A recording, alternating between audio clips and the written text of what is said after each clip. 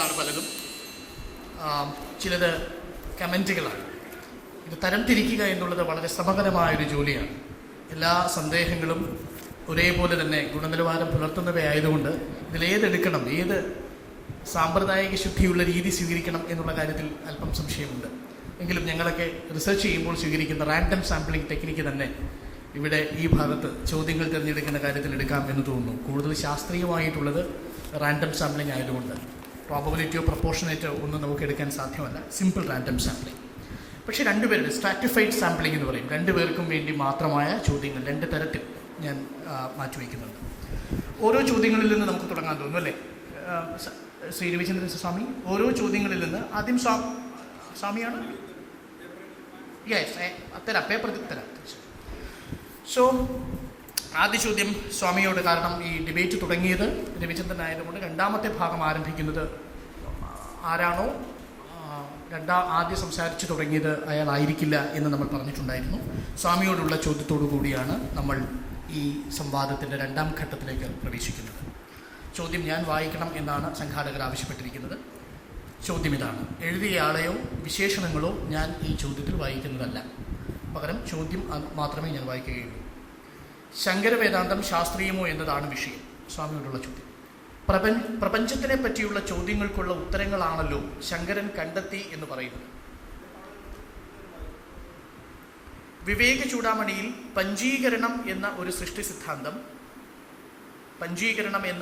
സിദ്ധാന്തം പറയുന്നുണ്ട്. ആധുനിക ശാസ്ത്രത്തിന് ഘടകവിരുദ്ധമല്ലേ ഈ സിദ്ധാന്തം? വായുവിൽ നിന്ന് അഗ്നിയുണ്ടായി, പിന്നെ ജലവും ഭൂമിയും ഒക്കെ ഉണ്ടായി എന്ന് പറയുന്നത് ഇന്നത്തെ അറിവ് വെച്ച് അസംബന്ധമല്ലേ? അല്ലെങ്കിൽ ഇതിൻ്റെ യുക്തിയും ശാസ്ത്രവും എന്താണെന്ന് വിശദീകരിക്കാം. അതാണ് ചോദ്യം ഞാൻ തരാം. അടുത്ത ചോദ്യങ്ങൾ ഞാൻ അവിടെ നിന്ന് വായിക്കും, പ്രഭാഷകർ ഇവിടെ നിൽക്കും. ഇവിടെ പഞ്ചീകരണം എന്നുള്ള പ്രക്രിയ കേവലം വിവേക ചൂടാമണിയിലല്ല, എല്ലാ വേദാന്ത പ്രകരണങ്ങളിലും സാമാന്യേന കാണുന്ന ഒരു പ്രക്രിയയാണ്. ഇത് വാസ്തവത്തിൽ ഉപനിഷത്ത് പ്രസിദ്ധമായ ത്രിവൃത്കരണം എന്ന പ്രക്രിയയുടെ വിശദീകരണമാണ്. ത്രിവൃത്കരണം എന്നുള്ളതിൻ്റെ, അതായത് അവിടെ സ്ഥൂലമായ അഗ്നി, ജലം, ഭൂമി, ഈ മൂന്ന് ഭൂതങ്ങളുടെ പരസ്പര മേളനവും ഗുണവിനിമയവുമാണ് ഈ കാണാകുന്ന ദൃശ്യപ്രപഞ്ചം മുഴുവൻ എന്നുള്ളതാണ് ത്രിവൃത്കരണത്തിൻ്റെ അടിസ്ഥാനം. അപ്പം ത്രിവൃത്കരണത്തിൻ്റെ വിഷയം പറയുന്ന ഛാന്തോഗ്യത്തിൻ്റെ സന്ദർഭത്തിൽ ഒരു ചോദ്യം വരുന്നുണ്ട്. ഭാഷ്യകാരൻ സ്വയം ചോദിച്ച് ഉത്തരം പറയുകയാണ്. ഇവിടെ നിങ്ങളെന്താ ആകാശത്തെയും വായുവേയും പറയാതിരുന്നത്? അപ്പം മറുപടി പറഞ്ഞു, അഗ്നി, ജലം, ഭൂമി എന്നിവ പറഞ്ഞാൽ ആകാശവും വായുവും അതിൽ ഉൾപ്പെട്ടതായി തീർന്നു. കാരണം സൂക്ഷ്മം സ്ഥൂലം എന്ന ക്രമത്തിൽ. അതുകൊണ്ട് ഇവിടെ പഞ്ചീകരണം എന്നുള്ളത് വേദാന്തത്തിൽ സ്ഥൂലഭൂതങ്ങളെ സംബന്ധിക്കുന്ന ഒരു പ്രക്രിയയാണ്. ഭൂതങ്ങളെ സംബന്ധിക്കുന്ന പ്രക്രിയ എന്ന് പറയുമ്പോൾ നമ്മൾ മനസ്സിലാക്കണം, ഇവിടെ ഒരു പുസ്തകം നമ്മൾ വായിച്ചു പഠിക്കുക എന്ന് വിചാരിച്ചോളൂ. അപ്പം നമ്മൾ വിചാരിക്കും ആകാശത്തിൻ്റെ പകുതി മുറിക്കുക, എന്നിട്ട് ആ പകുതിയെ 4ആയി മുറിക്കുക, എന്നിട്ട് മറ്റ് ഭൂതങ്ങളോട് ചേർക്കുക. അതാണ് പഞ്ചീകരണം എന്ന്. കാരണം വാക്കിൽ പറയുമ്പോൾ അങ്ങനെ പറയൂ. അവിടെയാണ് നമ്മൾ സമ്പ്രദായ ശുദ്ധിയോടുകൂടി ഗുരുനാഥൻ്റെ അരികെ നിന്ന് പഠിക്കുന്ന സമയത്ത് നമുക്ക് മനസ്സിലാവും ഇവിടെ ഉദ്ദേശിക്കുന്നത് ഗുണവിനിമയമാണ്. ഇപ്പം പ്രപഞ്ചത്തിലെ ഒരു വസ്തു, നമ്മളിപ്പോൾ മണ്ണെന്നുള്ളത് എടുത്തു. മണ്ണെന്നുള്ളതിന് പൃഥിവി തത്വം എന്ന് നമ്മൾ പറയുന്നു. ഈ മണ്ണെന്നുള്ള പൃഥിവിയിൽ മറ്റ് ഭൂതങ്ങളൊക്കെ ഉണ്ട്. മറ്റ് ഭൂതങ്ങളുടെ ഗുണമുണ്ട്, ശബ്ദമുണ്ട്, സ്പർശമുണ്ട്, രൂപമുണ്ട്, രസമുണ്ട്, പിന്നെ മണ്ണിൻ്റെതായ ഗന്ധവുമുണ്ട്. അല്ലെങ്കിൽ നമ്മൾ സ്ഥൂലമായ ജലം എന്നുള്ളതിനെ എടുത്താൽ അതിൽ ശബ്ദ, സ്പർശ, രൂപ, ഗന്ധങ്ങളുമുണ്ട്, ജലത്തിൻ്റെതായ രസവുമുണ്ട്. ഇങ്ങനെ ഓരോ ഭൂതത്തിലും മറ്റ് ഭൂതങ്ങളുടെ ഗുണങ്ങൾ വിനിമയം ചെയ്യപ്പെടുന്ന, ചേർക്കപ്പെടുന്ന ആ ഒരു പ്രക്രിയയെ മനസ്സിലാക്കി കൊടുക്കാൻ വേണ്ടി സ്വീകരിച്ച ഒരു പ്രക്രിയ മാത്രമാണ് പഞ്ചീകരണം, ത്രിവൃത്കരണം എന്നതൊക്കെ. അത് ഈ പ്രപഞ്ചമെന്ന പ്രതിഭാസത്തെ, പ്രപഞ്ചം എന്നാണല്ലോ നമ്മൾ പറയുന്നത്. ഞാൻ വേദാന്തിയല്ല, അതുകൊണ്ട് ഞാൻ പ്രപഞ്ചം എന്ന് പ്രയോഗിക്കില്ല എന്നാരും പറയാറില്ലല്ലോ. പ്രകർഷേണ പഞ്ചത്വം വിദ്യതേ യസ്മിൻ തത് പ്രപഞ്ചം. എന്തിലാണോ 5 ചേർന്ന ഭാവമുള്ളത് അതാണ് പ്രപഞ്ചം. ഇനിയിപ്പോൾ അതങ്ങനെ പറയില്ല വെച്ചാൽ പിന്നെ വേറെ വല്ല ഭാഷ ഉപയോഗിക്കേണ്ടി വരും. പക്ഷെ പ്രപഞ്ചം നമ്മൾ സാധാരണ അംഗീകരിച്ച വാക്കാണ്. അതുകൊണ്ട് പ്രകർഷേണ വർദ്ധിച്ച തോതിൽ പഞ്ചത്വം 5 ചേർന്ന ഭാവം ഏതിലുണ്ടോ അതാണ് പ്രപഞ്ചം.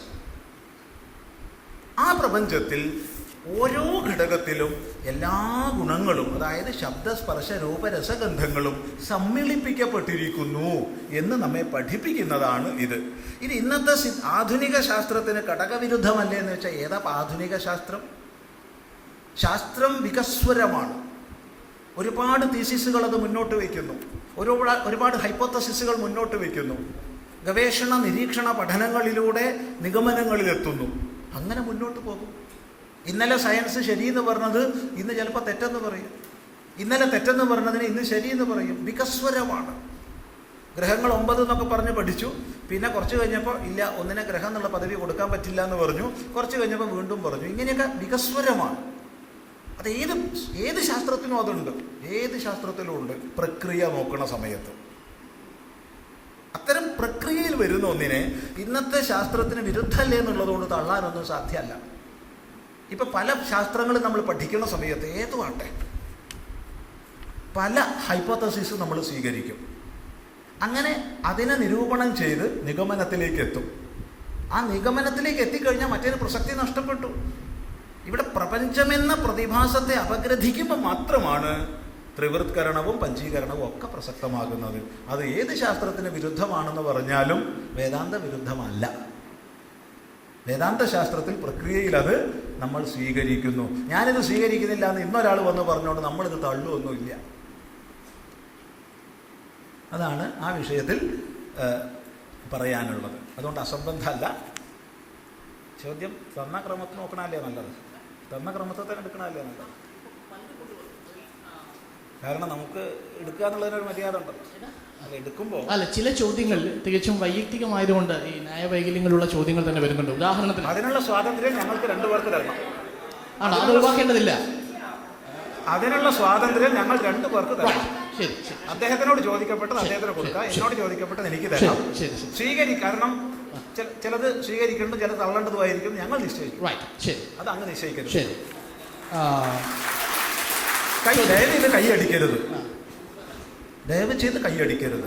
ഒരു വൈകാരിക തലം വൈകാരിക തലവുമായി അധപ്പതിക്കരുത്. ഞാൻ ഇത് ഒഴിവാക്കാൻ പോകുന്നത് എനിക്ക് വായിച്ചാൽ മനസ്സിലാവാത്ത കാര്യങ്ങളുണ്ട്. അത് എങ്ങനെയാണെന്നാണ്. കാരണം എഴുത്തിൻ്റെ രീതിയുണ്ട്. വ്യാവഹാരിക തലത്തിലുള്ളതും ഞാൻ വായിക്കാൻ ശ്രമിക്കും. വ്യാവഹാരിക തലത്തിലുള്ളതും പാരമാർത്ഥിക തലത്തിൽ എത്തിയാൽ ഇല്ല എന്ന് ബോധ്യമാകുന്നതുമാണ് മിഥ്യ. പക്ഷേ പരമാർത്ഥിക തലത്തിൽ സ്റ്റീലിൻ്റെ കാര്യത്തിൽ ഒടുവിൽ എവിടെയാണ് ഇല്ല എന്ന ബോധ്യത്തിലെത്തുന്നത്? 2 ശക്തികൾ കൊണ്ട് അങ്ങ് നിർത്തി. പിന്നീട് സ്റ്റീലില്ല, കാർബൺ ഇല്ല, ആറ്റങ്ങൾ ഒടുവിലുണ്ട് എന്നതിലെത്തി. അപ്പോൾ മിഥ്യ എവിടെ? ഇവിടെ ഈ ഇല്ല എന്ന് പറഞ്ഞത് വ്യാവഹാരികമായി ഉണ്ട്. അതുകൊണ്ടാണല്ലോ വ്യാവഹാരിക സത്ത സത്യമെന്ന് വേദാന്തം പറഞ്ഞത്. അതോട് മനസ്സിലാക്കൂ. ഇവിടെ പറഞ്ഞ ദൃഷ്ടാന്തത്തിൽ വ്യാവഹാരികമായി ഉണ്ടെന്നാ പറഞ്ഞത്, ഇല്ല എന്നല്ല പറഞ്ഞത്. അതിൻ്റെ വസ്തുത്വം നിരൂപണം ചെയ്യുന്ന സമയത്ത്, വസ്തുതത്വം നിരൂപണം ചെയ്യുന്ന സമയത്ത് നമ്മൾ ഘടകങ്ങളിലേക്ക് പോകുന്നു. അങ്ങനെ ഘടകങ്ങളായി പിരിയുമ്പോൾ സംഘാതം ഇല്ലാതാകുന്നു. അപ്പം സംഘാതം ഇല്ലേ? ഉണ്ട്, സംഘാതമുണ്ട്. സംഘാതത്തിന് ഘടകങ്ങളിൽ നിന്ന് ഭിന്നമായ പാരമാർത്ഥികത ഇല്ല എന്ന് മനസ്സിലാക്കുന്നു. അത് കഴിഞ്ഞ് അതിൻ്റെയും സൂക്ഷ്മതലത്തിലേക്ക് നമ്മൾ പോകുന്നു.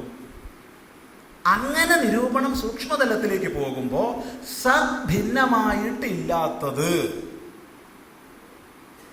എന്തോ അതിനെയാണ് മിഥ്യാശബ്ദം കൊണ്ട് വേദാന്തം പറഞ്ഞത്. സദ്ഭിന്നമായിട്ടില്ലാത്തത്. അത് വ്യക്തമായി ശ്രദ്ധിക്കുക, വേദാന്ത ശാസ്ത്രങ്ങളിലൂടെ മനസ്സിലാക്കുക. അല്ലാതെ മിഥ്യ പറഞ്ഞാൽ ഇല്ലാത്തത് നല്ല അർത്ഥം. സദ്ഭിന്നമായി ഇല്ലാത്തത്. ഇവിടെ സ്റ്റീൽ എന്നുള്ള ദൃഷ്ടാന്തം മാത്രമാണ്. ദൃഷ്ടാന്തത്തിൽ ആരും കയറി പിടിച്ചേക്കരുത്. ദൃഷ്ടാന്ത തലത്തിൽ സ്റ്റീൽ എന്നുള്ളതുണ്ട് എന്ന് പറഞ്ഞു. അടുത്ത ഘട്ടത്തിൽ ഇരുമ്പ്, കാർബൺ എന്നുള്ളതിൽ നിന്ന് ഭിന്നമായിട്ട് സ്റ്റീലില്ല. അപ്പം സ്റ്റീൽ ഉണ്ടെന്ന് നമ്മൾ പറയുന്നതിന് അടിസ്ഥാനമാണത്. അടിസ്ഥാനത്തെ നിരസിച്ചുകൊണ്ടൊരു പ്രതിഭാസം ഇല്ല, അല്ലെങ്കിൽ വ്യവഹാരമില്ല. അങ്ങനെ കൂടുതൽ സൂക്ഷ്മതലത്തിലേക്ക് പോകുന്ന സമയത്ത് ദൃശ്യമായിരിക്കുന്ന ഭാവങ്ങൾ, ദേശകാല വിഭക്തമായിരിക്കുന്ന ഭാവങ്ങൾ അസ്തമിക്കുന്നു. കേവലമായ ഉണ്മ, അസ്തിത്വം എന്നുള്ളതിൽ പര്യവസാനിക്കുന്നു എന്നാണ് ഉദ്ദേശിച്ചത്. ശരി. വേദാന്തത്തെ ആധുനിക ശാസ്ത്രത്തിൻ്റെ വെളിച്ചത്തിൽ വ്യാഖ്യാനിക്കുന്നതിനോട് സ്വാമിജിയുടെ അഭിപ്രായം എന്താണ്? നോക്കൂ, നമ്മൾ തുടക്കത്തിൽ പറഞ്ഞു ആധുനികം, പ്രാചീനം, പാശ്ചാത്യം, പൗരസ്ത്യം, ആധ്യാത്മികം, ഭൗതികം എന്നൊക്കെ ശാസ്ത്രങ്ങളെ വേർതിരിക്കുന്നതിനോട് നമുക്ക് യോജിപ്പില്ല എന്ന്. ശാസ്ത്രം ശാസ്ത്രമാണ്, അത് സത്യാന്വേഷണമാണ്. അത് പ്രമാണമാണെങ്കിൽ മറ്റൊന്നിൻ്റെ ഒരു പ്രമാണം പ്രമാണമാവണമെങ്കിൽ ഇതര പ്രമാണങ്ങളാലുള്ള അബാധ്യത്വം അതിന് വേണം, ബാധിക്കപ്പെടാത്ത അവസ്ഥ വേണം. ഇവിടെ നമ്മൾ ആധുനിക ശാസ്ത്രം എന്ന് പറയുന്നത് എന്താണ്? ആരെങ്കിലും എന്തെങ്കിലും മാസികയിൽ എഴുതിയതോ അല്ലെങ്കിൽ ഏതെങ്കിലും സെമിനാറിൽ അംഗീകരിച്ച് ഇതാണ് ശാസ്ത്രം എന്ന് കൈയടിച്ച് പാസ്സാക്കപ്പെട്ടതോ അല്ല ശാസ്ത്രം. മറിച്ച് സത്യാന്വേഷണമാണ് ശാസ്ത്രം.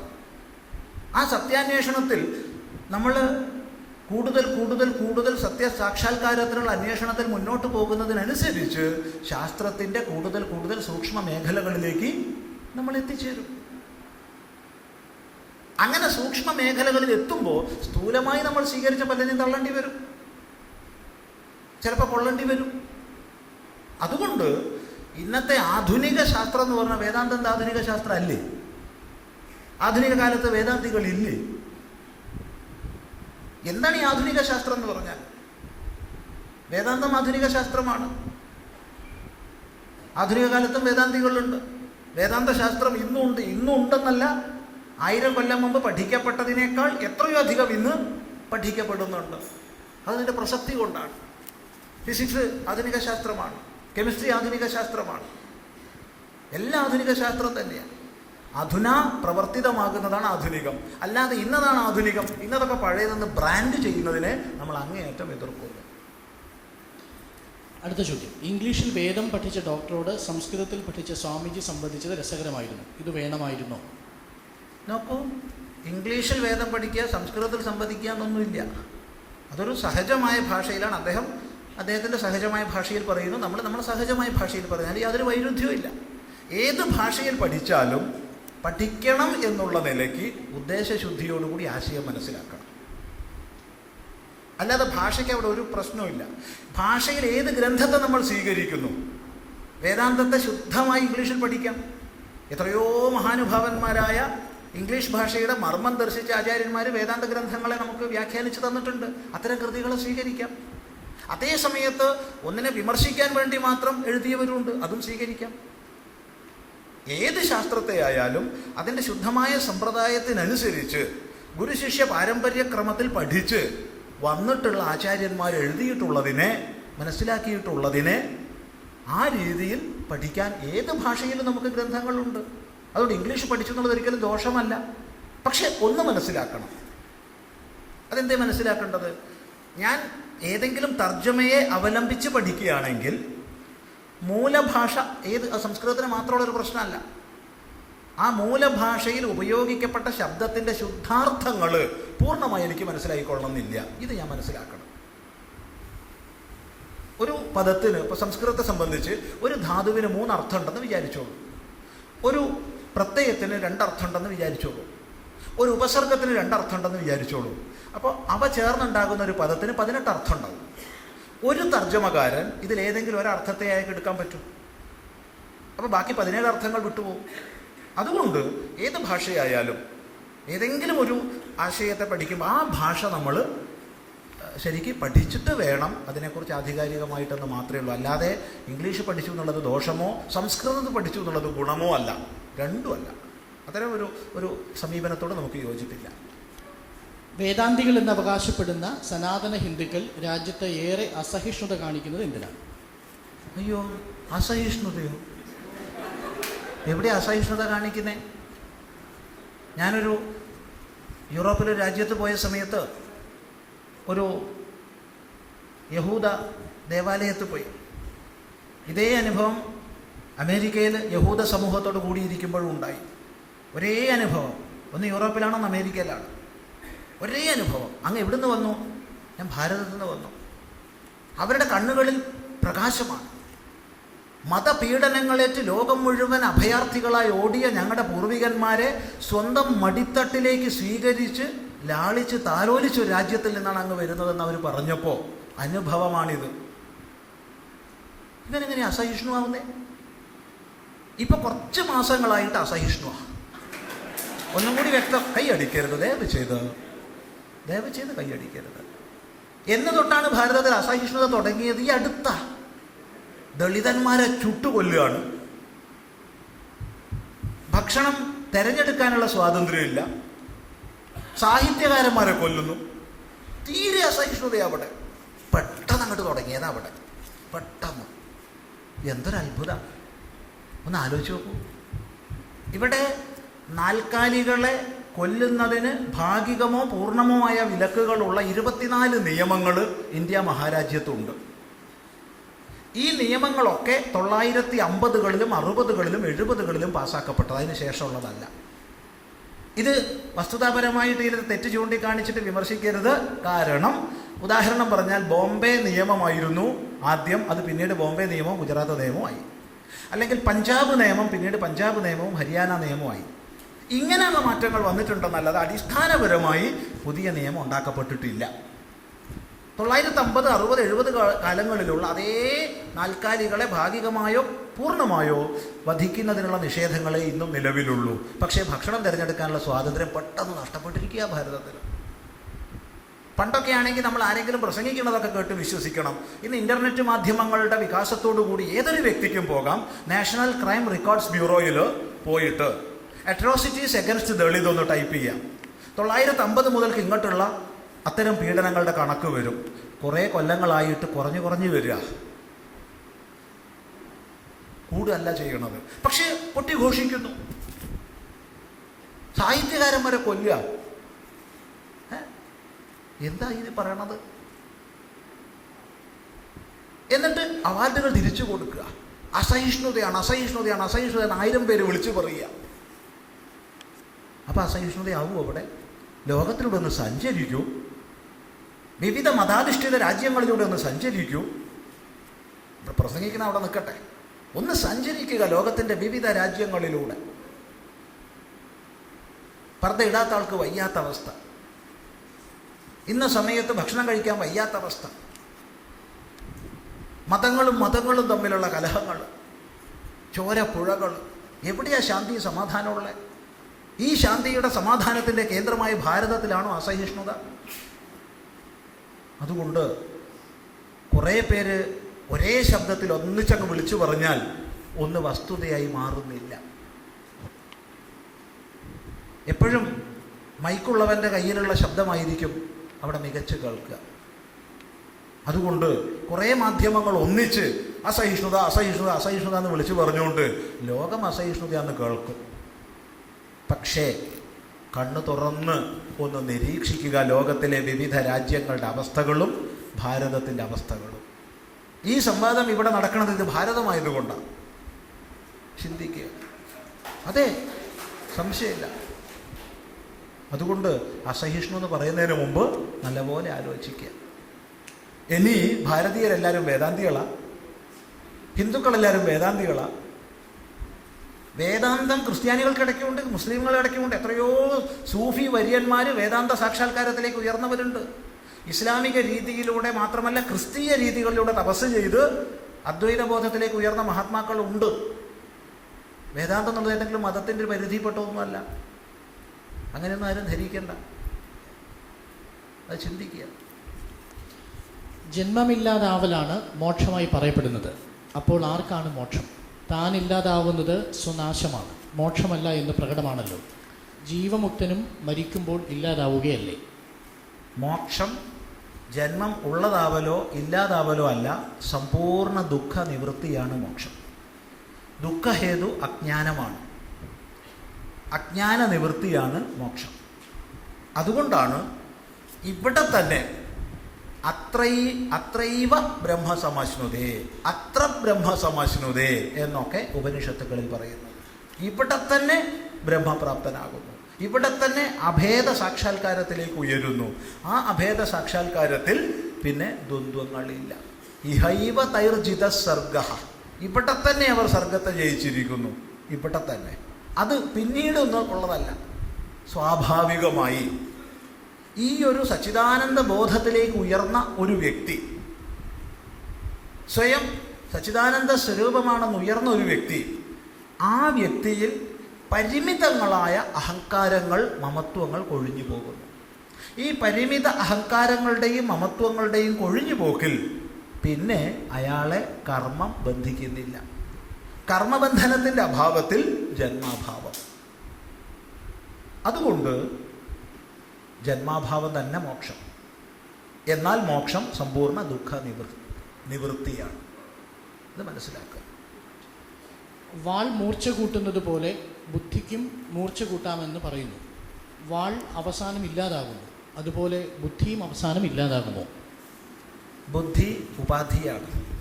തീർച്ചയായിട്ടും അതിൻ്റെ ധർമ്മം കഴിഞ്ഞാൽ പിന്നെ അതിന് പ്രസക്തിയില്ല. വെളിച്ചം കാണിച്ച പിന്നെ കാണിച്ച ആ സ്രോതസ്സിന് പ്രസക്തിയില്ല. കണ്ടുകൊണ്ടിരിക്കണച്ചാൽ വേണം കേട്ടോ, കണ്ടുകൊണ്ടിരിക്കണച്ചാൽ വേണം. പക്ഷേ കൃതാർത്ഥമായാൽ പിന്നെ അതിന് പ്രസക്തിയില്ല. അതുകൊണ്ട് ബുദ്ധി മാത്രമല്ല, ബുദ്ധി, മനസ്സ്, പ്രാണൻ, ഇന്ദ്രിയങ്ങൾ, ശരീരം എല്ലാം കൃതാർത്ഥമായി പിന്തിരിയുന്നു. ഇവിടെ അരമണിക്കൂറായി പറഞ്ഞില്ല, 20 ആയിട്ടുള്ളൂ, 20 മിനിറ്റ്. അടുത്ത ചോദ്യത്തിലേക്ക്. ബ്രഹ്മജ്ഞാനം കിട്ടിയ ആരെങ്കിലും ഇന്ന് ജീവിച്ചിരിപ്പുണ്ടോ? ഇതൊരു വല്ലാത്ത ചോദ്യമാണ്. ഞാനിപ്പോൾ തളക്കാനൊന്നും പോണില്ല, എപ്പോഴേക്കും പോണില്ല. ശ്രീനാരായണ ഗുരുദേവനോട് ഒരാൾ ചോദിച്ചു, നിങ്ങൾ ബ്രാഹ്മണനാണോ? ഗുരുദേവൻ പറഞ്ഞു, കണ്ടറിയാത്ത ആളെങ്ങനെയാ കേട്ടറിയാം. അടുത്തത്. പ്രാപഞ്ചിക യാഥാർത്ഥ്യം ബ്രഹ്മത്തിൽ നിന്നും ഉരുത്തിരിയുന്നതിന് മുൻപ് എന്തായിരുന്നു ബ്രഹ്മത്തിൻ്റെ ധർമ്മം? എന്തിനാണ് ബ്രഹ്മം പ്രാപഞ്ചിക യാഥാർത്ഥ്യത്തിലേക്ക് ഉരുത്തിരിയുന്നതിൻ്റെ ഉദ്ദേശം? ബ്രഹ്മം പ്രാപഞ്ചിക യാഥാർത്ഥ്യത്തിലേക്ക് ഉരുത്തിരിയുന്നില്ല. അത് ഉരുത്തിരിയുന്നു എന്ന് പറയുന്നവരോട് ചോദിക്കണം. വിവർത്തം എന്ന് പറഞ്ഞത് അതുകൊണ്ടാണ്. സ്വയം ഭേദരഹിതമായി നിലകൊണ്ടുകൊണ്ട് വ്യാവഹാരികമായി സകല ഭാവങ്ങളിലും കാണപ്പെടുന്നു. അതുകൊണ്ട് ബ്രഹ്മം പ്രാപഞ്ചിക ഭാവത്തിലേക്ക് ഉരുത്തിരിയുന്നു എന്നാരാണോ പറയുന്നത് അവരോട് ചോദിക്കുക, എന്തിനാണ് ബ്രഹ്മം പ്രാപഞ്ചിക ഭാവത്തിലേക്ക് ഉരുത്തിരിയുന്നത്? കേരളത്തിലെ പല ക്ഷേത്രങ്ങളിലേക്കും ആചാരങ്ങൾ ചിട്ടപ്പെടുത്തുന്നതിൽ ശ്രീ ശങ്കരാചാര്യർക്ക് പങ്കുണ്ടെന്ന് കേട്ടിട്ടുണ്ട്. എന്നാൽ നൂറ്റാണ്ടുകളായി ക്ഷേത്രങ്ങളിൽ ദളിതരടക്കം ആളുകളെ കയറ്റാറില്ല. ബ്രഹ്മത്തെ ഇത്രയധികം തിരിച്ചറിഞ്ഞ ഒരാൾക്ക്, ചണ്ടാലനിൽ ഗുരുവിനെ കണ്ടെത്തിയ ഒരാൾക്ക് എന്തുകൊണ്ടാണ് മനുഷ്യരെല്ലാം തുല്യരാണ് എന്ന ജനാധിപത്യ ബോധം കൈവരാതിരുന്നത്?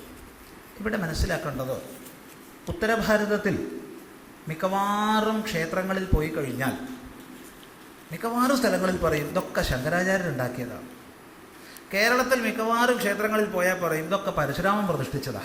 ഈ പരശുരാമൻ ഇതേ ഇന്നല്ലേ പണി, ഈ നാട്ടിലുള്ള മുഴുവൻ ക്ഷേത്രവും പ്രതിഷ്ഠിച്ച് നടക്കുക, അല്ലെങ്കിൽ ശങ്കരാചാര്യർക്ക് അതല്ലേ പണി. ഇതൊക്കെ ഗ്രാമ്യമായി പറഞ്ഞു പോരുന്ന ചില വിഷയങ്ങളാണ്. ഇത് ശാസ്ത്രപ്രമാണത്തിനനുസരിച്ച് ചിന്തിക്കേണ്ടതല്ല.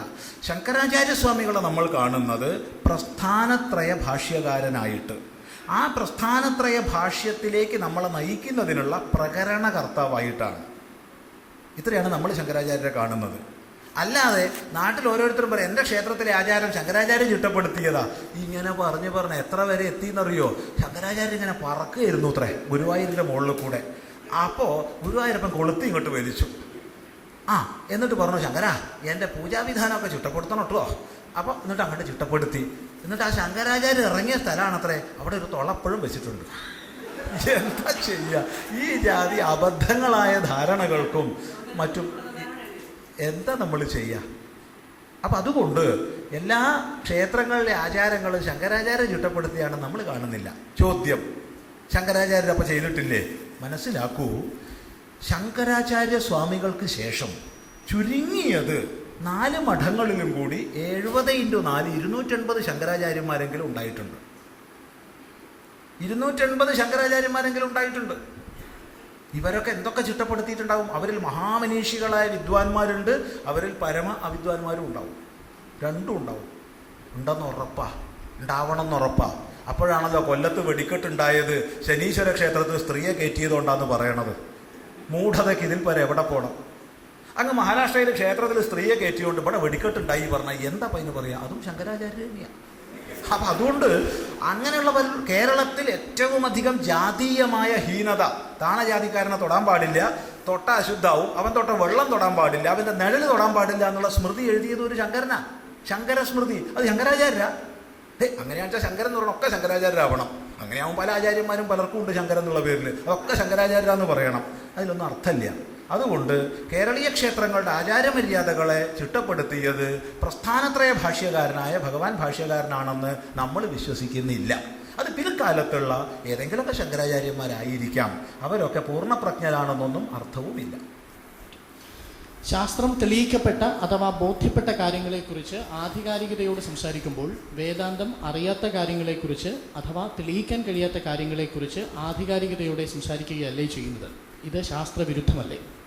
ആർക്ക് തെളിയിക്കാത്ത, ആരറിയാത്ത? എനിക്കറിഞ്ഞിട്ടില്ല, നീ അറിയാൻ ശ്രമിക്കൂ. അതുകൊണ്ടാണല്ലോ ആചാര്യന്മാർ അന്നേ വിളിച്ചത് ശൃണ്വന്തു വിശ്വേ അമൃതസ്യ പുത്രാഹ, അല്ലെങ്കിൽ അമൃതത്വത്തിൻ്റെ സന്താനങ്ങളെ വരൂ, കേൾക്കൂ, പഠിക്കൂ, അപ്പോഴേ അറിയുള്ളൂ. അപ്പം ആദ്യം എനിക്ക് അറിഞ്ഞിട്ടില്ല, ശരിയാ. അപ്പം വേദാന്തം അറിയാത്തതിനെ, അനുഭവിക്കാത്തതിനെ വിളിച്ചു പറയല്ലേ എന്ന് ചോദിക്കുന്നത് ഏത് തലത്തുനിന്നാണ്? അറിയാത്തവൻ വിളിച്ചു പറഞ്ഞാൽ ആ വാക്ക് ഹൃദയത്തിൽ കയറും തോന്നുന്നുണ്ടോ? അപ്പം ആർക്കറിയാത്ത, ആർക്ക് അനുഭവമില്ലാത്ത? വേദാന്തികൾ എല്ലാവരും സ്വാനുഭവത്തിൻ്റെ ദൃഢതയിലിരുന്നു കൊണ്ടാണ് ലോകത്തോട് പറഞ്ഞത്. അവരുടെ വാക്കുകളെ ശേഷിച്ചിട്ടുള്ളൂ. മറ്റത് വെള്ളത്തിലെഴുതിയ വര പോലെ അങ്ങ് കഴിഞ്ഞു പോകും. സഹസ്രാബ്ദങ്ങളായി ഇത്രക്കേറെ വൈവിധ്യപൂർണങ്ങളായ ശാസ്ത്ര വൈജ്ഞാനിക ശാഖകളൊക്കെ വികസിതമായിട്ടും ഇന്നും ഏറ്റവും അധികം ലോകത്തിൽ പഠിക്കപ്പെടുന്ന വേദാന്ത ദർശനം ഓരോ ദിവസം കഴിയുന്തോറും കൂടുതൽ കൂടുതൽ പഠിക്കപ്പെടുന്നുണ്ടെങ്കിൽ ആ ഉപദേശത്തിൻ്റെ പിന്നിലുള്ള അനുഭവത്തിൻ്റെ, സംശയരാഹിത്യത്തിൻ്റെ ദൃഢത ബുദ്ധിയുള്ളവർ ഊഹിച്ച് മനസ്സിലായിക്കോളുക. Next question. കാറിലും ട്രെയിനിലും യാത്ര ചെയ്യുന്നത് അന്ധമായ വിശ്വാസം കൊണ്ടാണെന്ന് സൂചിപ്പിച്ചു. എന്നാൽ രാജ്യത്ത് നിലവിലുള്ള നിയമപ്രകാരം ലഭിച്ച സർട്ടിഫിക്കറ്റ്, വിദ്യാഭ്യാസം ഇവയിലുള്ള വിശ്വാസമല്ലേ കാരണം? ശാസ്ത്രീയമായ മാനദണ്ഡങ്ങൾക്കനുസരിച്ച് തയ്യാറാക്കിയ പരിശീലനവും അംഗീകാരവും നേടിയവരെ വിശ്വസിക്കുന്നത് ജ്യോത്സ്യം, മഷിനോട്ടം പോലെയുള്ളവരുമായി താരതമ്യപ്പെടുത്താനാകുമോ? ഭഗവാനെ, ഇതെന്തൊരു കഷ്ടാപ്പത്. ഇന്നിപ്പോൾ എനിക്ക് പോകാൻ പറ്റില്ലല്ലോ കുളത്തൂരിക്ക്. എനിക്ക് പോയേ മതിയാവും. കാരണം ഇവിടുന്ന് ഏതെങ്കിലും വാഹനത്തിൽ കയറാണ്ട് ഇന്ന് ഞാൻ കുളത്തൂർ എത്തുമോ? ഒരിക്കലും ട്രെയിനിലോ വാഹനത്തിലോ കയറുന്നത് അന്ധവിശ്വാസമെന്ന് പറഞ്ഞിട്ടില്ല. മറിച്ച് പറഞ്ഞ് വാക്കർത്തെടുത്താൽ ഇപ്പം എന്നാൽ പിന്നെ ഇവിടെ മിണ്ടാൻ പറ്റില്ല. പറഞ്ഞത് ഈ ലോകത്തിൽ വിശ്വാസങ്ങളെല്ലാം അന്ധമാണ്. മറ്റൊരർത്ഥത്തിൽ അത്തരം അന്ധവിശ്വാസങ്ങളിലാണ് ഈ ലോകം തന്നെ നിലകൊള്ളുന്നത്. നമ്മളിവിടെ ഇത്രയും ആയിരക്കണക്കിന് ടണ്ണ് വെയിറ്റുള്ള സ്ലാബിൻ്റെ അടിയിൽ ഇരിക്കുന്നത് അന്ധമായി നമ്മൾ എഞ്ചിനീയറിംഗ് ടെക്നോളജിയെ വിശ്വസിക്കുന്നത് കൊണ്ടാണ്. ഒരു വാഹനത്തിൽ നമ്മൾ കയറുന്നത് രാജ്യത്തിൽ നടപ്പിലുണ്ട് നിയമവ്യവസ്ഥ എന്ന് വിശ്വസിക്കുന്നത് കൊണ്ടാണ്. നിയമവ്യവസ്ഥ നടപ്പിലുള്ളത് കൊണ്ട് അത് ക്വാളിഫൈഡുള്ള ആളെ വാഹനം ഓടിക്കുള്ളൂ എന്ന് നമുക്കറിയാം. ചിലപ്പോൾ തെറ്റായിരിക്കാം, ചിലപ്പോൾ ശരിയായിരിക്കാം. പക്ഷെ നമ്മൾ വിശ്വസിക്കുന്നു. തെറ്റാണെന്നും ഭാരതത്തിൽ തെളിഞ്ഞിട്ടുണ്ട്. പരിശോധനയിൽ ഒരിക്കൽ 3 വർഷങ്ങൾക്ക് മുമ്പ് കിങ്ഫിഷറിൻ്റെ പല പൈലറ്റുമാരും ക്വാളിഫൈഡ് അല്ലാന്ന് പിടിക്കപ്പെട്ടിരുന്നു. പക്ഷെ അതിൽ യാത്ര ചെയ്തിട്ടുണ്ടാവുന്നതിന് മുമ്പ് ഒരുപാട് ആൾക്കാർ അവർ സുഖമായി പറത്തിയിട്ടുണ്ട്. അത് വേറെ വിഷയം. അപ്പോൾ വ്യവഹാരങ്ങൾ നടക്കുന്നത് പലപ്പോഴും അന്ധമായ വിശ്വാസത്തിന് മുകളിലാണ് എന്ന് പറഞ്ഞ വാഹനത്തിൽ കയറുന്ന അന്ധവിശ്വാസം നല്ല പറഞ്ഞത്. അതിൻ്റെ അങ്ങനെയുള്ള വിശ്വാസങ്ങളിലാണ് ഇപ്പോൾ നിലനിൽക്കുന്നത്. വിശ്വാസങ്ങളൊക്കെ അന്ധമാ. പ്രമാണ വിചാരത്തിലൂടെ സ്വീകരിച്ചു കഴിഞ്ഞാൽ അത് വിശ്വാസമല്ല, വിജ്ഞാനമാണ്. പ്രമാണ വിചാരത്തിന് മുമ്പാണ് വിശ്വാസം വരുന്നത്. അത് ശ്രദ്ധിക്കുക. അടുത്ത ചോദ്യം. ബുദ്ധനും ബൗദ്ധരും തമ്മിലുള്ള താങ്കൾ ഉദ്ദേശിക്കുന്ന വ്യത്യാസം വിശദമാക്കാമോ? അതായത് ശ്രീശങ്കരൻ ബൗദ്ധരെ കഠിനമായി വിമർശിക്കുന്നുവെന്ന് താങ്കൾ പറഞ്ഞു. അപ്പോൾ ബുദ്ധൻ്റെ ഏത് തത്വങ്ങളെ വേദാന്തം അനുകൂലിക്കുന്നു, ഏതിനെ എതിർക്കുന്നു? ഇവിടെ ശൂന്യവാദത്തെയും നാസ്തികവാദത്തെയും, നാസ്തികവാദം വെച്ചാൽ ഈശ്വര നിഷേധമല്ല, പ്രത്യേകം മനസ്സിലാക്കിക്കൊള്ളണം, വേദനിഷേധമാണ്. ശങ്കരാചാര്യസ്വാമികളുടെ ഭാഷയിൽ നാസ്തികവാദം എന്ന് പറഞ്ഞാൽ ഈശ്വര നിഷേധമല്ല. കാരണം ഈശ്വരനെ നിഷേധിക്കാൻ ആർക്കും അധികാരമുണ്ട്. വേദനിഷേധത്തെയാണ്. വേദനിഷേധം എന്നുള്ളതുകൊണ്ട് എന്താ ഉദ്ദേശിക്കുന്നത്? എന്തെങ്കിലും ഒരു പ്രമാണ പദ്ധതി ഒരാൾക്ക് വേണം. അപ്പോൾ ഒരു പ്രമാണ പദ്ധതിയെ നിരസിച്ചും കൊണ്ടുള്ള പോക്കിനെ, ഒരു പ്രമാണ പദ്ധതിയെ അംഗീകരിക്കാതുള്ള പോക്കിനെയാണ് നാസ്തികവാദം എന്ന് പറയുന്നത്. ഈ നാസ്തികവാദത്തെയും ശൂന്യവാദത്തെയും അതിനെയാണ് ബൗദ്ധരുടെ സിദ്ധാന്തങ്ങളായി പ്രധാനമല്ലൻ എന്ന രീതിയിൽ സ്വീകരിച്ചുകൊണ്ട് ഭഗവാൻ ഭാഷ്യകാരൻ വിമർശിക്കുന്നത്. ബുദ്ധനെ വിമർശിച്ചിട്ടില്ല. ഇവിടെയാണ് ബൗദ്ധ വിഭാഗത്തിൽ പലതരം സിദ്ധാന്തങ്ങളും സമ്പ്രദായങ്ങളും പിന്നീട് വന്നതാണ്. അത് എപ്പോഴും അങ്ങനെ തന്നെയാണ്. എപ്രകാരമാണ് ഭഗവാൻ യേശു ക്രിസ്തുവിൻ്റെ ഉപദേശങ്ങൾ പിന്നീട് സഭകളായിട്ട് അത് വികസിതമാകുമ്പോൾ കത്തോലിക്കർ വേറെ, ഓർത്തഡോക്സ് വേറെ, പിന്നെ അതിൻ്റെ അവാന്തര വിഭാഗങ്ങളായി പലത് വരും. അപ്പം ഇവരിൽ ഒരു സഭയും മറ്റൊരു സഭയും വൈരത്തിലാവാം, തർക്കത്തിലാവാം. അത്തരം വൈരങ്ങളെയോ തർക്കങ്ങളെയോ അവരുടെ അപസിദ്ധാന്തങ്ങളെയോ ഒരാൾ വിമർശിച്ചാൽ അത് യേശു ക്രിസ്തുവിനെ വിമർശിക്കലല്ല. ഇതേപോലെ തന്നെയാണ് ബൗദ്ധത്തിൽ സംഭവിച്ചത്. ബുദ്ധൻ്റെ പിന്മുറക്കാർ വേദസംബന്ധിയായ ബുദ്ധൻ്റെ മൗനത്തെ വേദനിഷേധമായി ആവിഷ്കരിച്ചു. അങ്ങനെ വേദനിഷേധമായി ആവിഷ്കരിച്ചതിലൂടെ ക്രമേണ നാസ്തികവാദം പ്രചരിച്ചു. അതിനെയാണ് ഭഗവാൻ ഭാഷ്യകാരൻ വിമർശിച്ചത്.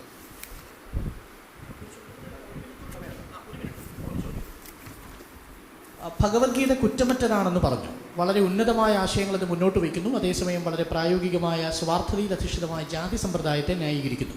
സ്വന്തം ജാതിയിൽ പറയുന്ന കർമ്മം മാത്രം ഓരോ ജാതിയിൽപ്പെട്ടവരും ചെയ്താൽ മോക്ഷം കിട്ടുമെന്ന് ഭഗവത്ഗീത പറയുന്നു. ഭഗവത്ഗീതയെപ്പറ്റി ഇവിടെ പരാമർശം വന്നിട്ടില്ല. കുറ്റമറ്റതാണെന്ന് ഈ വേദിയിൽ നമ്മൾ പറഞ്ഞിട്ടില്ല. ഇനി ഭഗവത്ഗീതയിൽ ഒരിടത്ത് പോലും ജാതിയെ ന്യായീകരിച്ചിട്ടില്ല. ജാതിയെപ്പറ്റി ഭഗവത്ഗീതയിൽ പരാമർശിക്കുന്നത് ഉപദേഷ്ടാവായ ശ്രീകൃഷ്ണനല്ല, ശോകമോഹ സന്തപ്തനും വിഷാദഗ്രസ്തനും ധർമ്മസമ്മൂഢനുമായ അർജുനനാണ്. ഭഗവാന്റെ ഉപദേശത്തിൽ ഗീതയിൽ ഒരിടത്ത് പോലും ജാതി ശബ്ദം തന്നെ വന്നിട്ടില്ല. അത് ധർമ്മസമ്മൂഢനായ അർജുനന്റെ വാക്യമാണ്. ജാതി ധർമാഹ തുടങ്ങിയ ശബ്ദങ്ങളൊക്കെ 1-ാം അധ്യായത്തിൽ വന്നിട്ടുള്ളത്. ഗീതോപദേശത്തിൽ ജാതി എന്നൊരു പദം തന്നെ ഇല്ല.